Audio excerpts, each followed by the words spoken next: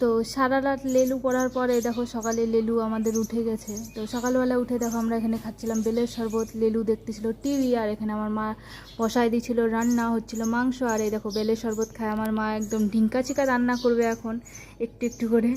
তারপরে এখানে দেখো লেলুটিকে আমি পড়াই দিয়েছিলাম টিপ, যার জন্য একটু কান্নাকাটি করছে। তো নিয়ে চলে আসলাম একে নিচে এনে দিব আরেকটু মার।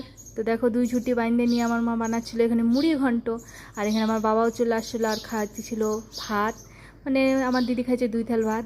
তো এখানে বসছিলাম মা আর আমি খাইতে। তো দেখতেই পাচ্ছ কত পদ, আমার মা তো একদম টিভি দেখতে দেখতে ব্যস্ত। তো চলে গেছিলাম খেতে দেখো পাট শাক ডাটা সব নিয়ে চলে আসলাম, যেহেতু দিদিরা চলে যাবে বাড়ি।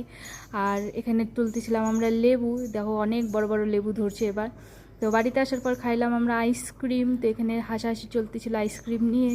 তারপরে এখানে এরা হয়ে গেছিলো রেডি, আর জাইম্বু চলে আসছিলো। তো দেখলাম আমাদের দোকানের কাস্টমার। তো